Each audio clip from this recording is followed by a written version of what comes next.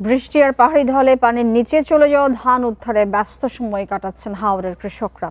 তবে শ্রমিক সংকটে খেতেই নষ্ট হচ্ছে অনেক এলাকার ধান। যতটা উদ্ধার হচ্ছে তাও ঠিকমতো শুকানো যাচ্ছে না রোদ এবং পর্যাপ্ত জায়গার অভাবে।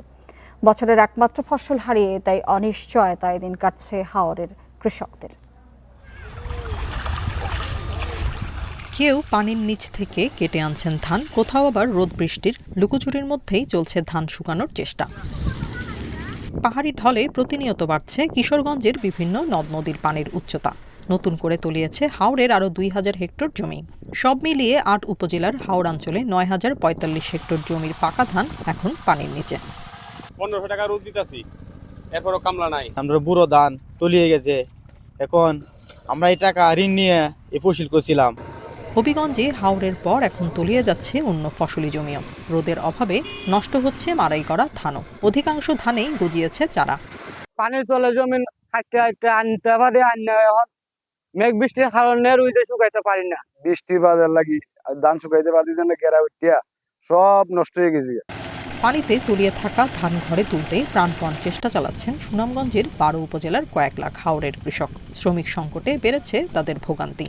শেষ সম্বল রক্ষায় তাই দিনরাত এক করছেন এখানকার কৃষকরা। ৩ ফুট মুড়ো পানি, এরপরে আমরা বড় কষ্ট করে ধানটা কাটলাম। এদিকে মৌলভীবাজারে শ্রমিক সংকটেই জমিতে নষ্ট হচ্ছে পানির নিচে থাকা ধান। শ্রমিক মজুরি ৩ গুণ বেড়ে যাওয়ায় ধান কাটায় আগ্রহ কম কৃষকের। ৫০,০০০ নিয়ে আসছে, ঋণ দিব কমলে, খাইব কমলে, ও চিন্তায় মানুষ বেশি কষ্ট আছে। আর তো কিছু জানেও না, কাজ ও ক্ষেতের উপরেও আমরা নির্ভরশীল সব এলাকার মানুষ। ক্ষতিগ্রস্ত কৃষকদের সহায়তা দিতে তালিকা তৈরির কথা জানিয়েছে জেলা প্রশাসন।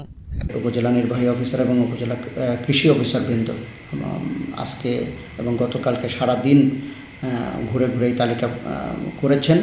এখন এটা তালিকাবদ্ধ করার প্রক্রিয়াটা চলছে। আমরা নিমজ্জিত জমি পর্যবেক্ষণ করছি, পরিদর্শন করছি এবং তার হিসাব আমরা লিপিবদ্ধ করছি। সেই সাথে ক্ষতিগ্রস্ত কৃষকদের তালিকাও আমরা লিপিবদ্ধ করছি। এদিকে ১৪,০০০ হেক্টর জমির ধান পানির নিচে থাকায় ফসল তোলা নিয়ে চরম দুশ্চিন্তায় সময় কাটছে নেত্রকোনার কৃষকদের।